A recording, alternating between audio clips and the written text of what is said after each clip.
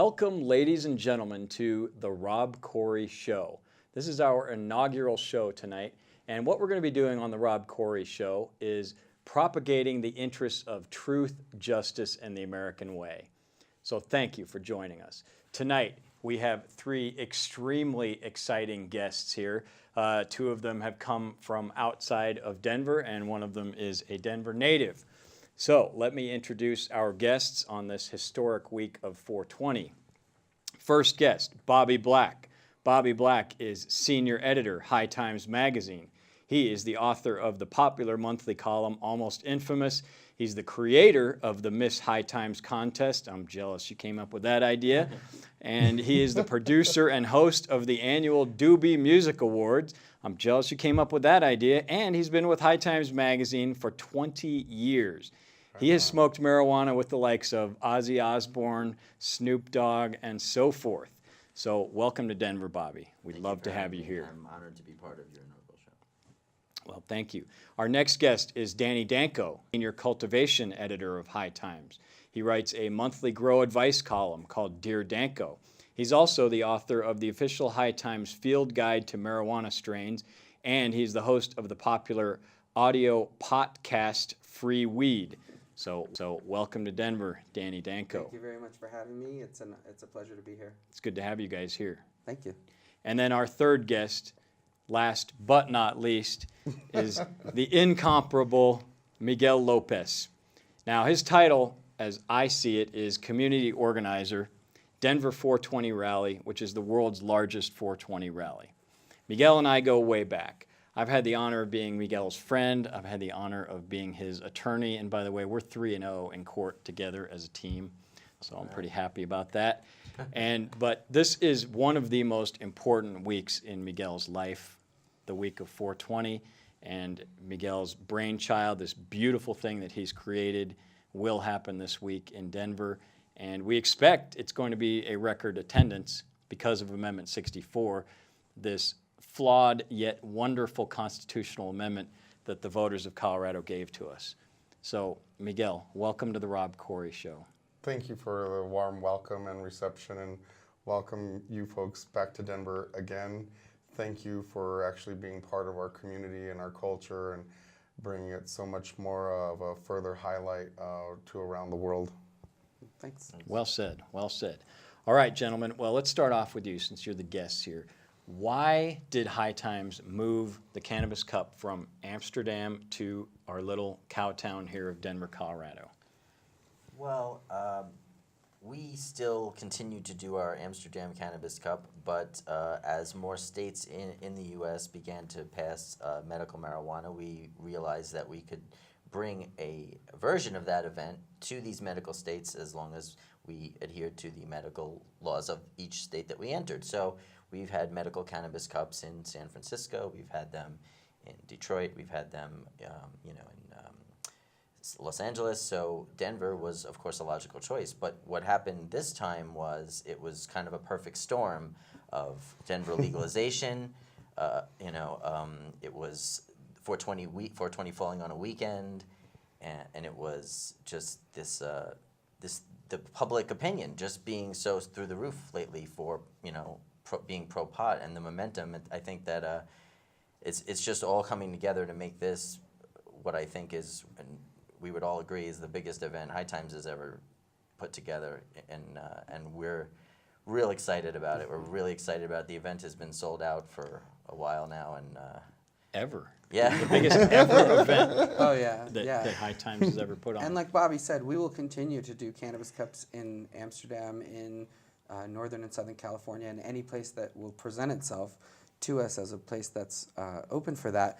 But this particular one is the first American Cup because of the things that have happened here, and like Bobby said, the perfect storm that's come together to create this wonderful weekend that we're going to all experience together. It's really the epicenter of the marijuana universe is here now, and I know some people in Cali might be a little jealous that it's happening here, but this is where the opportunity presented itself, and this is really, from what I've seen from the cultivation perspective, where they've got it going on here in a large scale, on a legal basis, and it's pretty exciting to be here and see what's going on and all the changes that are happening on almost a daily level. Mm-hmm.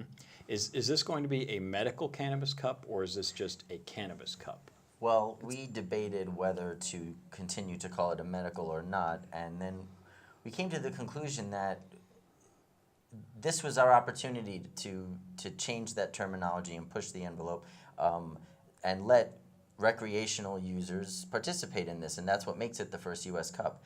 However, that being said, we have respect for the actual patients, you know, who do use it medicinally and not necessarily recreationally.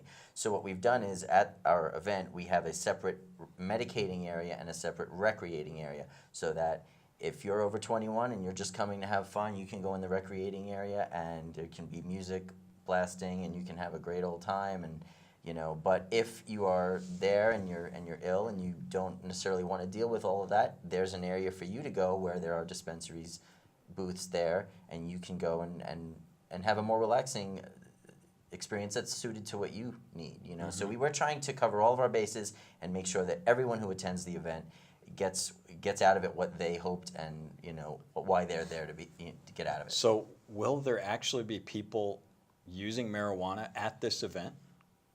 There will be people using marijuana both recreationally and medicinally. The medicinal aspect of it is no different than past events, few years we've done here, which is we have a table of people who check medical cards and recommendations against their photo IDs. They make sure that people are legitimate patients, and if so, they're given a wristband that allows them into the medicating area. And that's you know, totally in compliance with law and very strictly adhered to. And then now, with the new law being what it is, we have opened it up to people who may not be residents of Colorado, who may not be medical patients, but who are over 21 and want to enjoy the fruits of your labors, of the laws that you guys have changed. So they're here, and we want to make sure that they have a good experience too. And we've never been able to open up one of our U.S. events to people from out of state before, and that's exciting.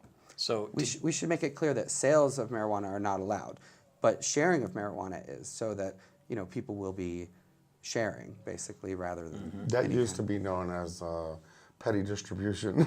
passing a it joint. used to be. Well, It used from to be used to patient be to illegal. known as patient, from petty patient to distribution. patient, if you were to gift from patient to patient, my understanding is that it is not against the law. to And do so. now, under 64, adult-to-adult sharing is perfectly legal currently, and that was in effect the moment the governor signed Amendment 64 into law, and now it's part of our Colorado Constitution. So what do you think, Miguel? And you're a lifetime resident of Denver. You've got these national figures bringing what could be the largest paid-for cannabis cup celebration to our little town. How does that make you feel? It's very nice to have people that can come to our city during the same time that we are celebrating our culture politically, and they bring another entity to our celebration of our culture, where we're just the primary function of politics, but people can also break away and still celebrate who they are and not be always wrapped up in the realm of a political structured event, so they can actually go out there and feel a sense of a good pride and celebration without always having to talk about our struggles and oppressions. Yeah, and I would just like to say also that I attended the rally. I was invited to speak last year, and And I this was year. incredibly impressed with not only the organization but the enthusiasm of the crowd, and it was very moving for me to be able to have the opportunity to address that crowd. But the fact that we're here doing our event the same weekend, I don't want in any way. We don't view the rally as a competition with us in any way. Like you're saying, you're doing what needs to be done on your level, and we're playing the role that we need to be playing. But all together, you know, Cypress Hill and Slightly Stupid are playing their Yes. role, and Snoop Lion People is playing from all his over role. the country are have all come coming together. here to coalesce and show the world that this is Pot's Coming Out Party. And that in really goes America. along with And, our you know, theme and this we year. want to show them how it's done, and we want to show that it can be done right and without problems or hostility or anything like that. That this is our culture, and we're celebrating our culture, and we don't want to be. There's no reason to oppress this culture, you know, because we're peace-loving people and we're fun-loving A people. cultural civil rights movement. That's Yeah. what. That's what. That's we how are. I view it. And I like the fact I that we're equate using the that. word celebrate, because that's what we're here to do. We're here to celebrate on a local level, we wouldn't be here if it wasn't for the work of people like yourself and Miguel for many years prior to all of this.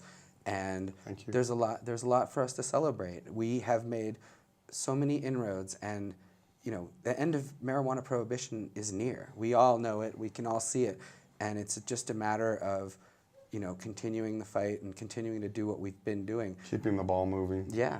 Yeah, and you were going to say, what is the theme this year for the... It fits our theme because now that we have people coming in from all over the country and the world, including yourselves, our theme is unity in a larger marijuana community. And where I reference the word larger is that we're even inclusive towards people who may not even like marijuana, but are sensitive still to the injustices that happen. So in essence, what I'm saying is that you don't have to be Latino to go to Cinco de Mayo. You don't have to be gay to support Gay Pride Fest. In fact, they have parents and friends of lesbians and gays. So we can have... You don't have to be Irish to celebrate St. Patrick's Day. What's up? I've also proven that one. Well, I'm I've proven that speaking for myself and my experiences that I have as an individual and things and struggles that I deal with in groups. So, and the great thing about the marijuana community is it encompasses every culture, every genre, every race, every orientation, every gender. So it's just a very larger marijuana community where people are coming together, united around one front.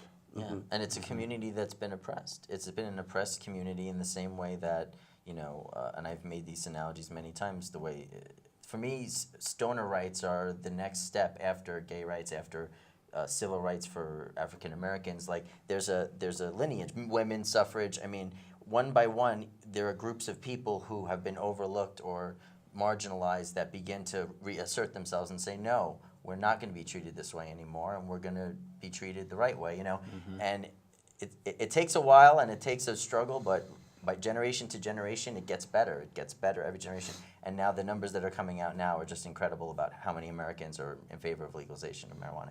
How many politicians are in favor of gay marriage now. It's so optimistic to me to see where things are going and know that these things are not going to last much longer, and we're going to be in the promised land soon. And you were quoted in the Denver Post as saying this is the cannabis coming out party, and using the gay rights analogy. And obviously the gay rights movement has made massive gains, nationwide, and now the marijuana rights movement, or marijuana smokers, I mean, we have made incredible gains. I mean, it's legal now in social Colorado. gains as well.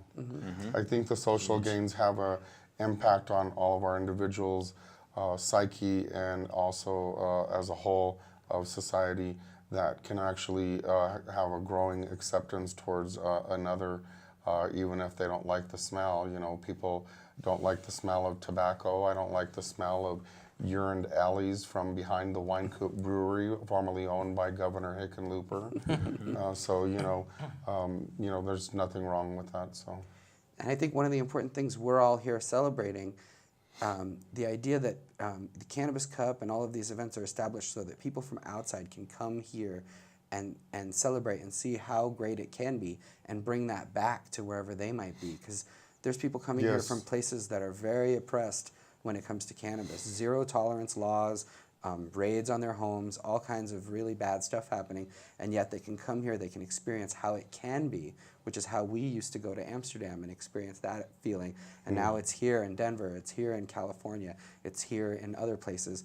And so people from Alabama or Mississippi or Texas can come, see how it can be, and bring that home to where they live, so that it spreads far and wide, because we can't just have these little enclaves here and there. We really have to free the flower. I'm glad you bring that up, because one of the things I like to break down is the regionalism between we have, maybe the jealousy from Californians or other things.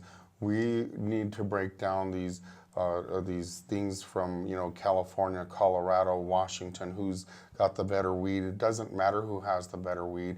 We all are all together on this, on one united front. Hear, hear. No question. Well, we're going to go to break now, but when we come back, I'm going to ask you, and you can think about this over our break, is smoking marijuana as fun now that it's legal?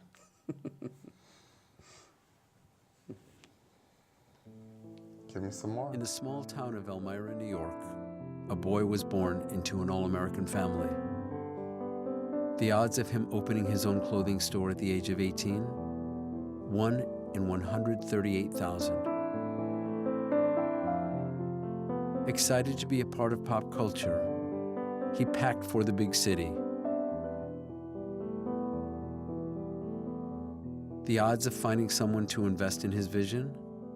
1 in 4.5 million. The odds of him achieving his dream in the fashion industry? 1 in 23 million. The odds of having a child diagnosed with autism? 1 in 88. I am Tommy Hilfiger, and my family is affected by autism. Learn more at autismspeaks.org/signs. Early diagnosis can make a lifetime of difference.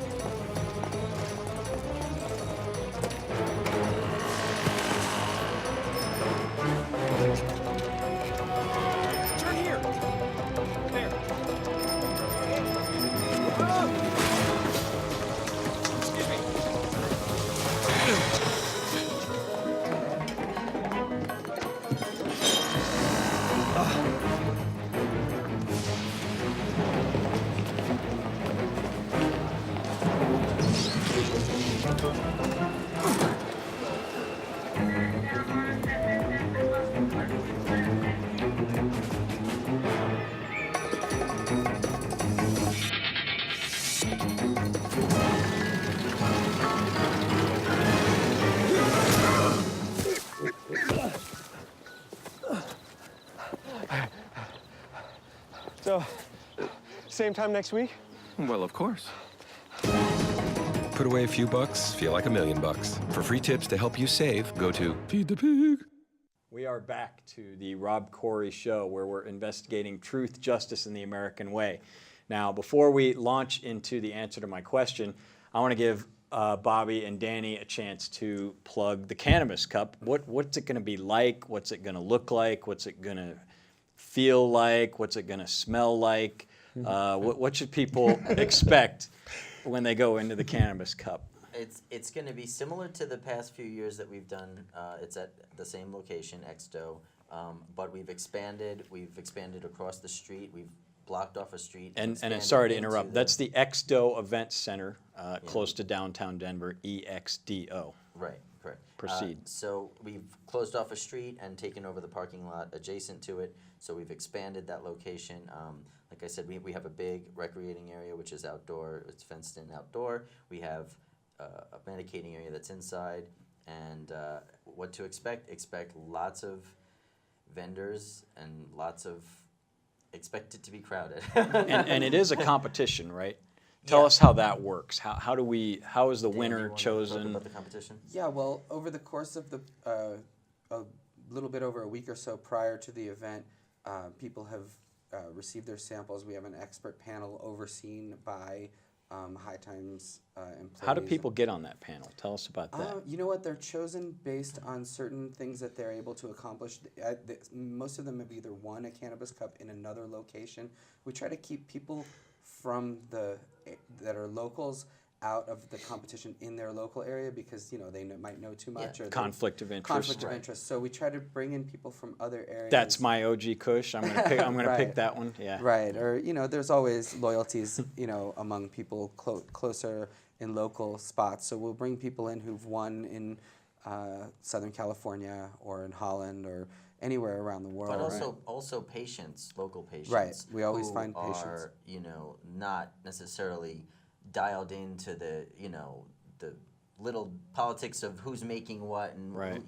so they're like a little ignorant of the behind the curtain stuff, but they know what they're Okay. smoking. Does anyone So, ever you know. complain about the results? Bitch and Always. moan It's that always it's somebody. not fair? Somebody who Every complains. contest will always have. Does everyone- anyone call the UN to monitor the election or Doesn't anything get like that- that? But let me, doesn't get let me that just say at this point that our colleague Nico Escondido, our cultivation editor, he's over the past several years has created and enacted a judging system, a computerized judging system, which is the most scientific and the most thorough that's ever been devised, to my knowledge, or to any of our knowledge. Yeah. It's accurate, it's objective, it's scientific, it weighs the qualitative with the quantitative, It and incorporates lab results as well as the person's all the experience. samples are lab tested. Yeah, he's been working really hard. I talked to Nico last night, Yeah. late at night. He said he just recently escaped from drug jail where he'd been just Right. ensconced in creating this metric that is Yeah. used. So I was Exactly. pretty It's impressed. incredible, and the judges are able to log their scores in on their smartphones or tablets, and it's all secure. And you can open up their app and put your scores in. Very and nice. He can see in real time on monitoring what strains are rising up or down the competition, and and if any anomalies start to look off, he can flag those and kind of look into that. So it's a very, very seriously monitored, and I just want to give a shout out to Nico for putting that together, because it's as scientific as it could possibly be. Sounds Then good. Those winners will all be announced at our award show Sunday evening at Exto. Excellent. That's the culmination of the 2-day event. And of course, Saturday night we have the VIP party at Red Rocks with Slightly Stupid in Cypress Hill, and we're going to be presenting them with the Doobie Awards. Each of the band won a Doobie Award at our Doobie Awards event in last month, and so we'll be presenting them with their trophies, and that should be a lot of fun. Very nice. And Snoop Lion. It'll be both of our Friday night. first Snoop concert. Dogg / Snoop Lion is in Yeah. town. Friday night. Friday night. Very nice. Premiering his new movie, Reincarnated, and he's going to be on hand to perform. And he's receiving a Lifetime Achievement Award as well. He's receiving a Lifetime Achievement Award. Indeed. So it's a full indeed. packed weekend. We should Yeah. also mention that we're launching a new website.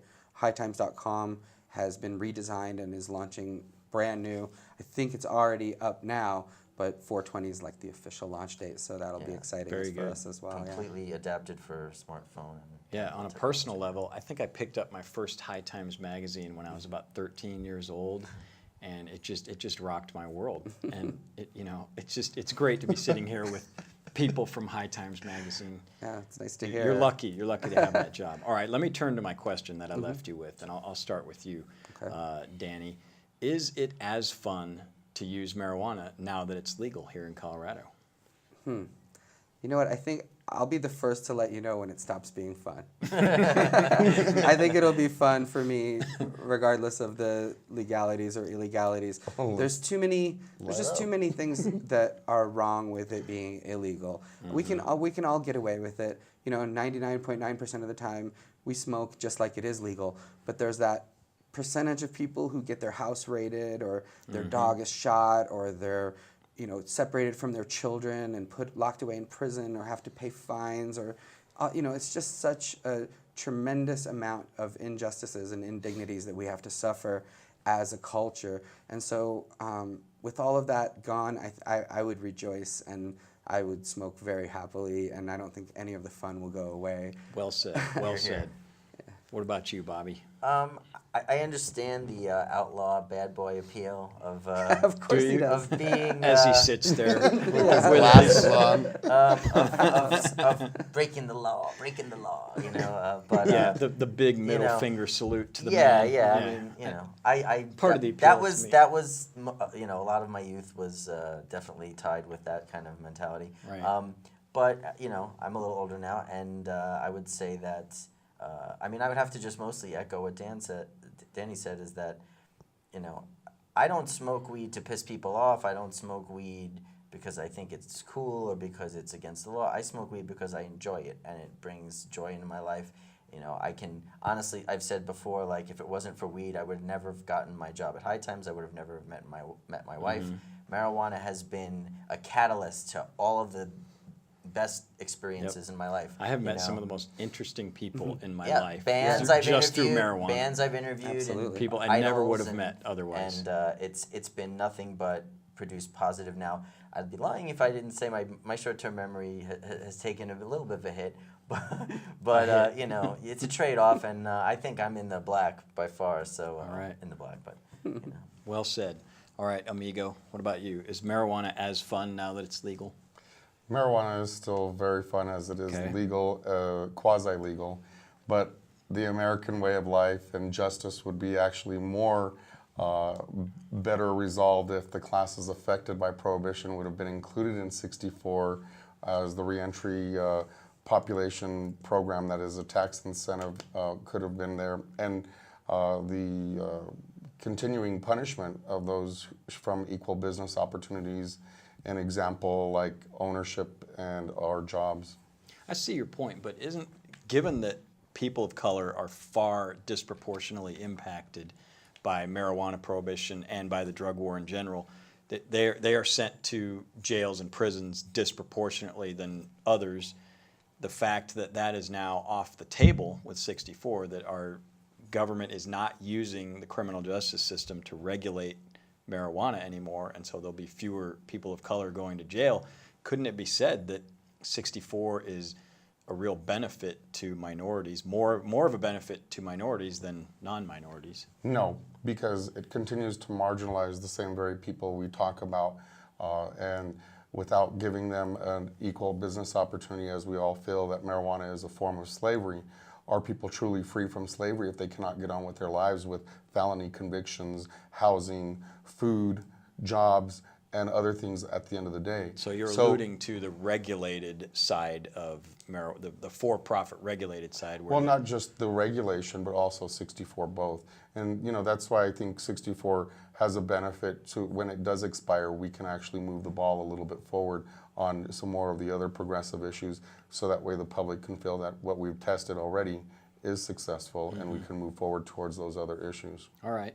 Well, my answer is I think it's more fun because, you know, there aren't people literally in a cage anymore moving forward once Amendment 64 is fully implemented. Now, currently, there are, right now, in Colorado, people imprisoned for marijuana. Not for simple possession. Right now. There are probation under 2 violations, all kinds of maybe kinds of probation, things but not that simple can, any possession. kind of trip up can land you in jail or prison for that matter, parole violations. So, you know, my view is, and I think 64 was a good thing, and I feel better knowing that moving forward in the future there won't be people incarcerated, but there are still, the prisoners of this drug war are still incarcerated even now. Oh, yeah. And that's what we tried to suggest to the legislature is, you know, your first act ought to be to free these people. You know, before you consider these, you know, social engineering regulations and minutia about who gets to own a center and whether you have a criminal record and blah, blah, blah. Like, your very first act should have been to free these people. And the governor of our state, you know, has that power. In the power, all he has to do is pick up a pen and sign a pardon and a commutation, and he could set these people free. And, you know, this was a war. We didn't declare this war as marijuana smokers. We didn't call this war. Richard Nixon labeled it a war on drugs, so that's where the term came from. And now that the war is over, in any war, when the war is over, the prisoners of war are released, and our prisoners, and we won the war, and our prisoners are still in there. So this is just a battle then, Well, it's yeah, not a war. it's not over. The real war is not over until marijuana prohibition is over and any non-violent marijuana offender is released from prison. I mean, Worldwide. Very Worldwide. well said. Very well said. And so we do have fun in this movement. We have a lot of fun, and we We have laugh fun. hard. But Don't put we- that mission accomplished banner up just yet. absolutely. Yeah, and I like to say that it's a celebration, but it's also a galvanization because people are coming here from all over, like we said, and they're going back to where they happen to live with that spirit within them, and they can change minds and change lives back home, and Thank that's you. that's the way it will Well change. said. That was actually one of our statements, our last sentence in our press release this year is that let Denver serve as a beacon of hope for others. So when they come here, like we've got notices from Minnesota, Kansas, New York, Los Angeles, and you know, we still have issues in these states and cities, and even in Denver, you know, where police, we've gotten calls where people are still getting citations for marijuana and they have to go to court just so the judge can dismiss it. And if they don't go to court, guess what? They get a failure to appear for not showing up. And then they're in jail. Exactly. So we're going to go to break now, and we're going to come back, and we're going to talk about the federal government. All right. Danse, balance suis la cadence, on devient tes hanches au bal du dimanche. Danse, que la fête commence, dans ma belle robe blanche, je suis ton chou, ton You didn't give up on sex? Don't give up on birth control either. There are more methods than you think. Find yours at bedsider.org.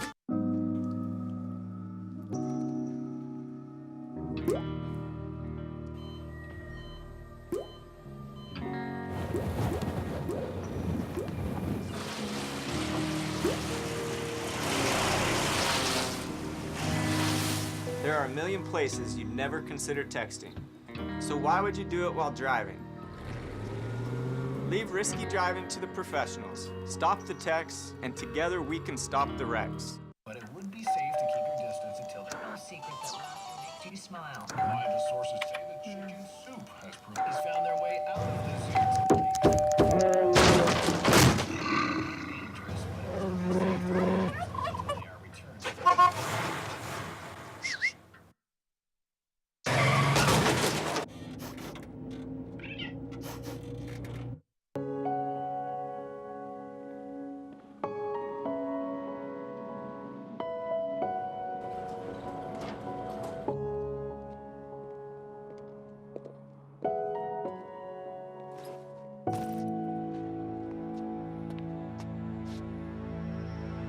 Well, come on, man.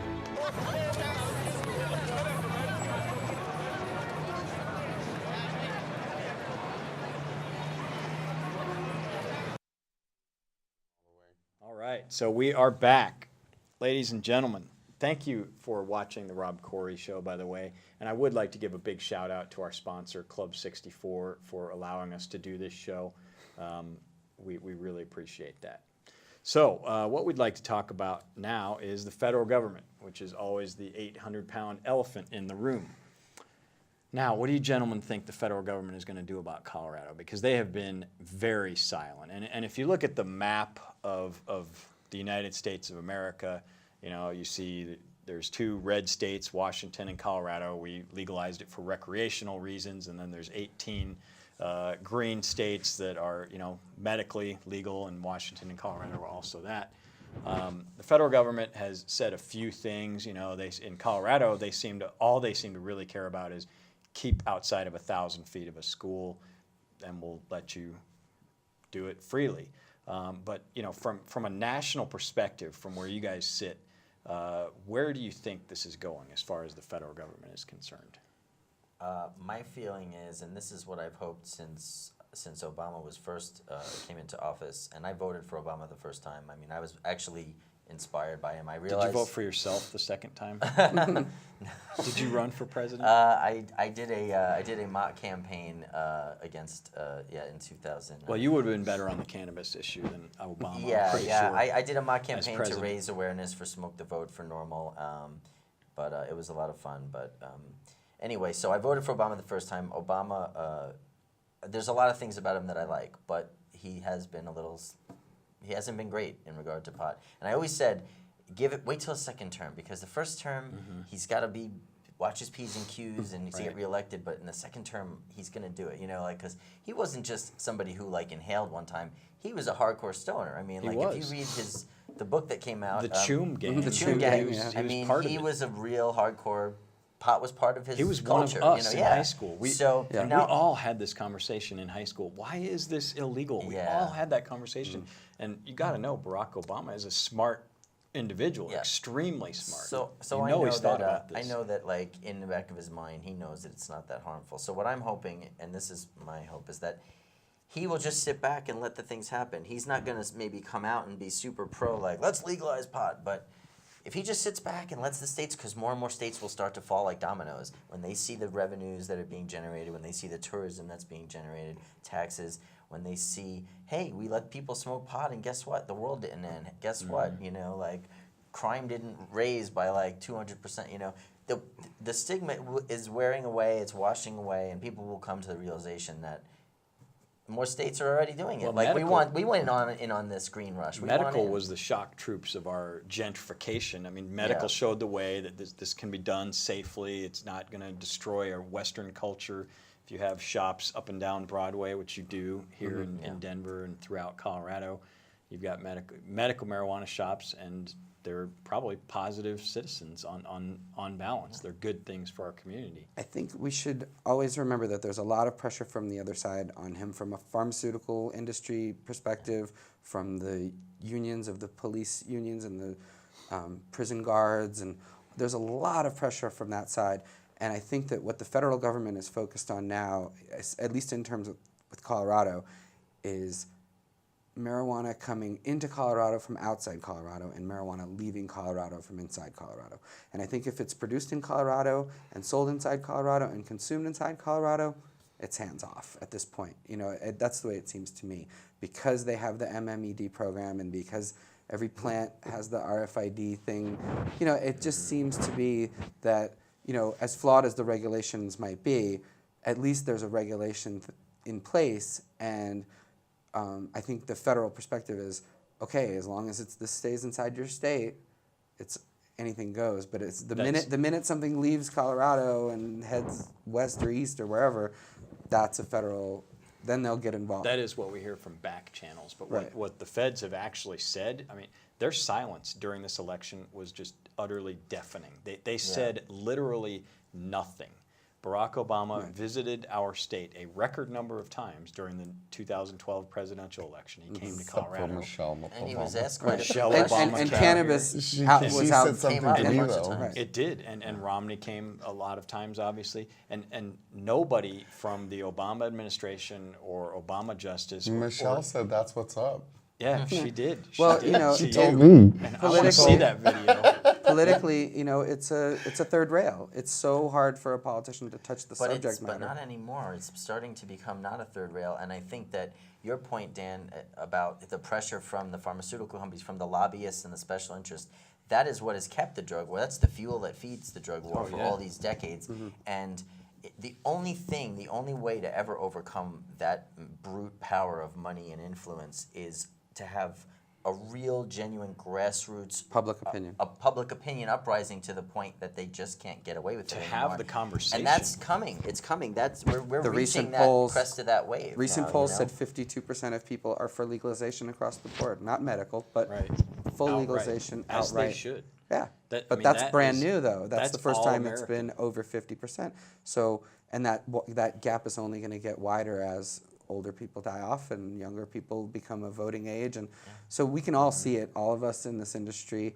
We know it's inevitable, and it's just a matter of us making sure that the right people benefit and that the right people are guiding the way, because it's all inevitable. And See- Obama needs to decide whether he wants to be on the right side of history on this issue or not, or Absolutely. if he's going to double down on draconian policies that have failed miserably in the past. And I think he's smart enough to see that that's not the best.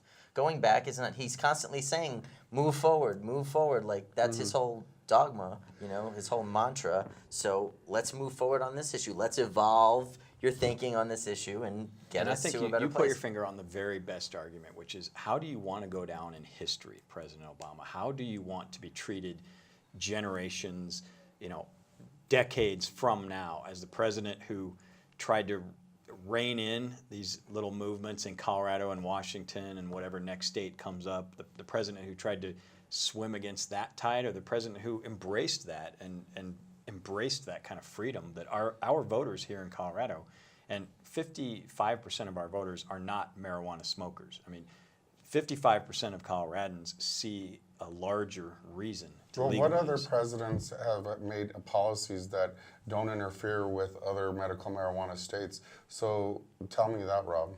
Well, And That- so and is the that's the president irony. damned if he does or damned if he doesn't? Didn't you just tell me earlier outside in the hallway that the president is not really the problem? I did, and I did. And my theory on Barack Obama, the man, the person, is he is a former marijuana smoker, and maybe even a current one, although we'll never prove that. and he's an intelligent person, you know, a Harvard Law School graduate, Harvard Law Review. He's not stupid. He thinks that he's a constitutional law professor. He understands history. He understands the history of America and where he, as president, could be part of that. My honest theory on him is he wants legalization of marijuana. He wants to be part of that. He doesn't want to be an impediment of that. As you say, he doesn't want to double down on the prohibitionist ways of old. So to the extent he controls the government, which is in doubt, I mean, a president doesn't necessarily control the executive branch at all times. There are millions of employees in the executive branch, hundreds of DEA agents who basically just go do whatever they want, and the president can't question all of them. But to the extent that Obama is going to be involved, I don't think he is the problem, he himself. And it may very well be that he wants legalization to happen, which is why they have been utterly silent since this passed. They didn't say anything during the campaign when that was the time for Department of Justice to weigh in. That was the time for them to say, don't vote for this, Coloradans, because it'll be bad for you because we're going to come in. They didn't. Yeah. And we should consider the alternative. The alternative would have been a Romney presidency, which would have, we may not all be even sitting here right now. We might not be having this cannabis cup here. Maybe not, though. But and to defend the Republicans, George W. Bush, as far as Colorado medical marijuana was concerned, did nothing. I mean, he didn't even do the 1,000-foot from a school nonsense that Obama did. So, Yeah, you know, I've always wondered why. I mean, and I kind of know the answer, and it's because they've been hijacked by the moral majority Christian right. But the Republican Party, legalization seems to me it should be a very attractive platform for the Republican Party. When you come to fiscal responsibility and overspending, the drug war is a huge waste of money. When it comes to states' rights issue, which is a big libertarian and Republican thing, let the states decide for themselves.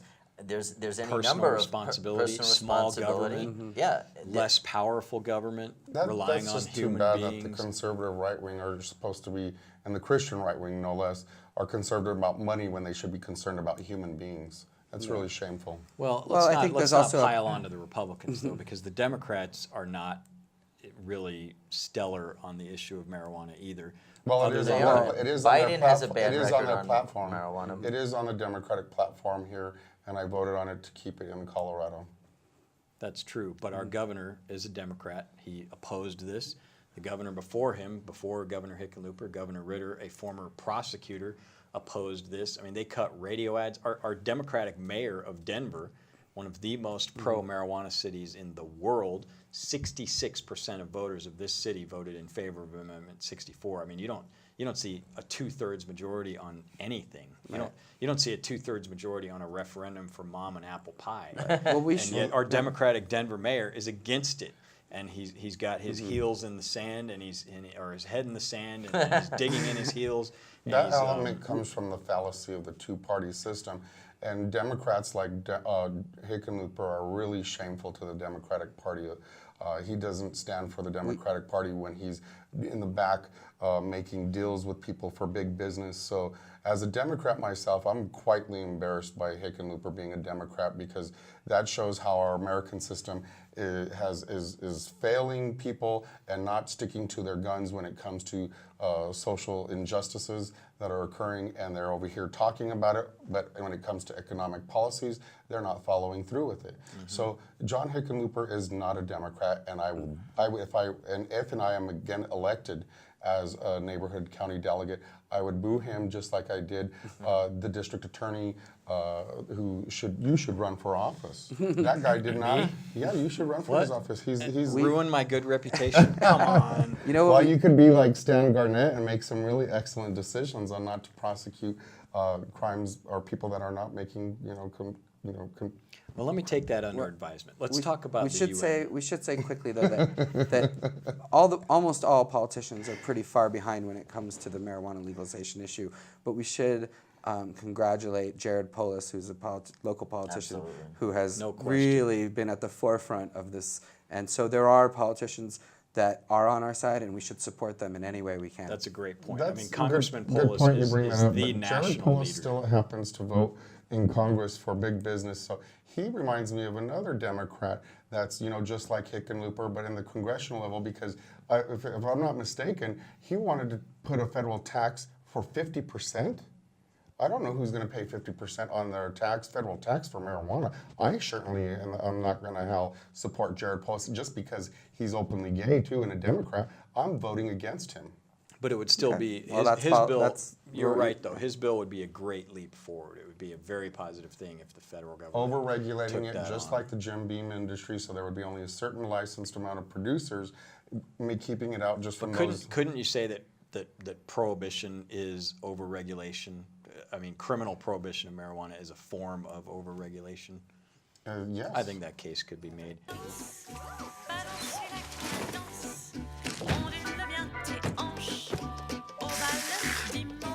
You didn't give up on sex. Don't give up on birth control either. There are more methods than you think. Find yours at bedsider.org. Did you know kids who play outdoors have healthier lungs? Totally. I did. Did you know that boys that play with dolls make better husbands? My son has lots of dolls. But did you know terry cloth diapers breathe better? I did. It's totally true. Oh, yeah, yeah. Did you know that strollers have the right of way on the sidewalk? Yes. Yep, I did. Did you guys Did you know that kids who eat breakfast have higher GPAs? Yeah, I know. Yeah. That's actually what I was going to say. Did you know babies should never touch silver? It's really bad for them. I knew that. Did you guys know that statistically friendly kids have more friends? Mm-hmm. Yeah. That's obvious. Did you know most people think they're using the right car seat for their kid, but they're not?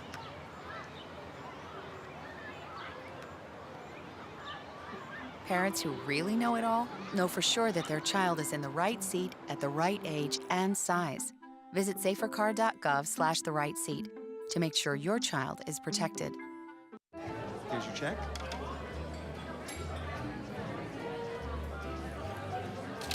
Oh, you got it.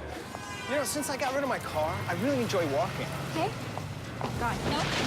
Getting pulled over for buzz driving could cost you around $10,000 in fines, legal fees, and increased insurance rates. Oh, you're home early. You live with your mom? That'll set your game back a few years. Buzzed, busted, and broke. Because buzz driving is drunk driving. Really?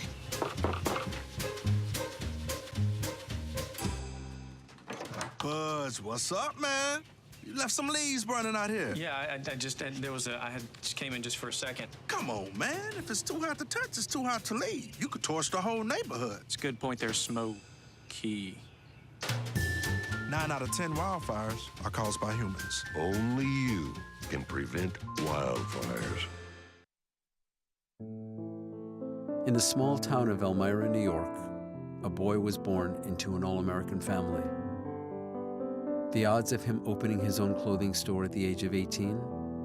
1 in 138,000. Excited to be a part of pop culture, he packed for the big city. The odds of finding someone to invest in his vision? 1 in 4.5 million. The odds of him achieving his dream in the fashion industry? 1 in 23 million. The odds of having a child diagnosed with autism? 1 in 88. I am Tommy Hilfiger, and my family is affected by autism. Learn more at autismspeaks.org/signs. Early diagnosis can make a lifetime of difference.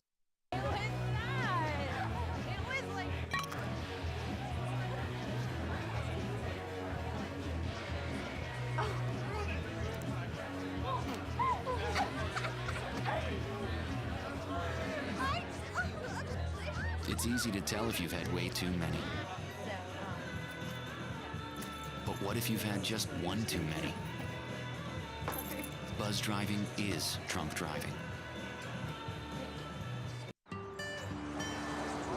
And I'll mention that. You just have yeah, a distaste but for politics in general. Welcome back, ladies and gentlemen. We're going to keep rolling with this. I love our guests. So let's talk about the UN. Did you hear that the United Nations apparently has this anti-drug arm of itself and has condemned Colorado and Washington for expanding our personal freedom and for exercising our right of self-determination? Danny, are you afraid of the United Nations? I'm not so much afraid of the United Nations. I just think it's strange because usually the United nations does the bidding of the United States in a lot of ways, and as the U.S. goes, so the drug war goes internationally. If we put pressure on Colombia, if we put pressure on the Netherlands, if we put pressure on certain countries, they have to crack down on the drugs in their countries, or they don't get money from us. So for the UN to now turn around and say, well, America's, not leading the way anymore in the drug war, to me, that's a good thing. And what Europe and all those places should take from that is, wow, okay, we can relax our drug laws, because if it's relaxing in America, then why can't we relax them here? And the pressure's not there anymore from the U.S.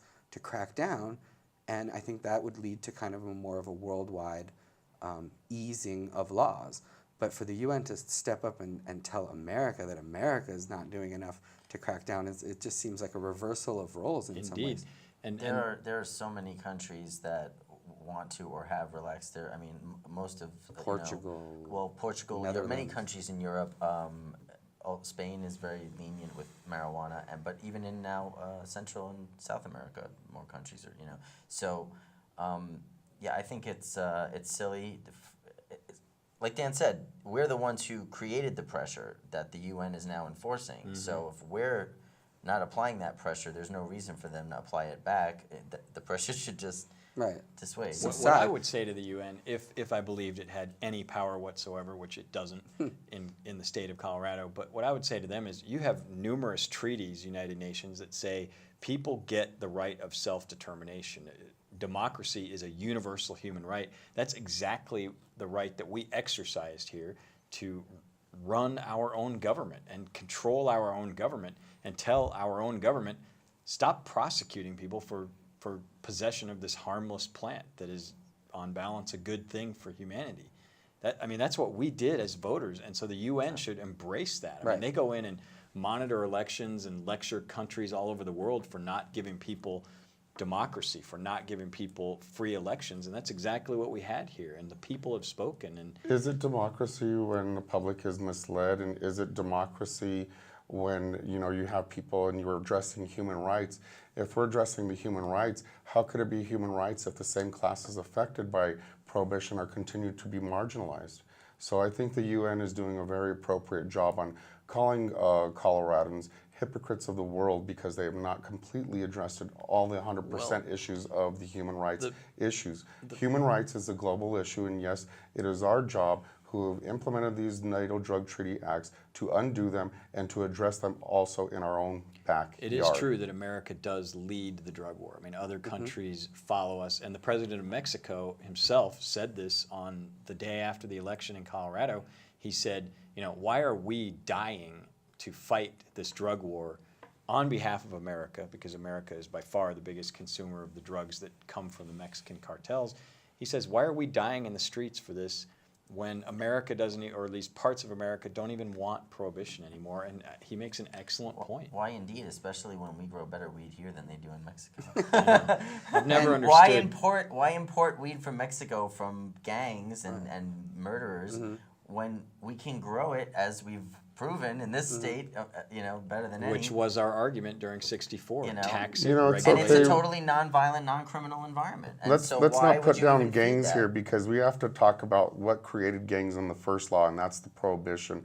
So if we're going to talk about gangs, let's talk about how they were created and how people fight for the things that which they cannot have, which includes food, equal business opportunities, before even while there was prohibition. So be respectful towards gangs, please. Thank you. Respectful towards gangs. Well, yes. Gangs exist, at least organized crime, because of alcohol prohibition. And gangs still exist in our government system by democracy. When we're greasing the palms of politicians, that's not democracy. Well, people did get a chance to vote on Amendment 64. They got a chance to have, and actually the campaign I thought was very issue-oriented. I thought it was a fair campaign on both sides. It was very misleading. There was a degree of that, because, and as you see, the legislature is the one trying to twist the true meaning of 64, which was treat marijuana like alcohol. That's what we wanted it to be. And now elements of the legislature, which I think are going to be minority elements, are saying, no, treat marijuana like medical marijuana, which is very different from treating it like alcohol. Well, Rob, also back to your point about the UN, Bobby and I travel around a lot to many different countries on behalf of High Times, and everywhere we go, they ask us, like, why is America so tough on pot? Why? So to me, this is a message, Colorado, Washington, Oregon, all these laws changing, all the medical laws, it's a message to the rest of the world saying, hey, we're gonna change it from within. And I think the point about Obama too, he's not gonna legalize from above. He's gonna allow it to simmer from below. And so we can't stop fighting. We can't just sit back and rest on our laurels. We just have to keep the pressure on and keep fighting. And that's democracy. And that is democracy, the people rising up and telling the politicians to work for us. That's their job, and this is what we want, and now you have to provide it, Is Colorado the tipping point for the United States, I do you believe think? it is. I think it is. Especially from my perspective, I come from more of the cultivation aspect, and when I'm able to visit a massive warehouse full of plants, and each plant corresponds to a patient, and everything is very meticulously done from cradle to the grave, from the plant's birth to when it's dried and processed into a jar. Everything is watched and monitored, but at the same time, it's legal, and it's making its way to a patient at a price far less than what people pay on the black market. Well said. Well, we've got to stop the show now, so I want to thank you, gentlemen, for being here. It was a good show. Appreciate it. Thank you. Thanks for having us. Thanks. Funding for tonight's show has been provided by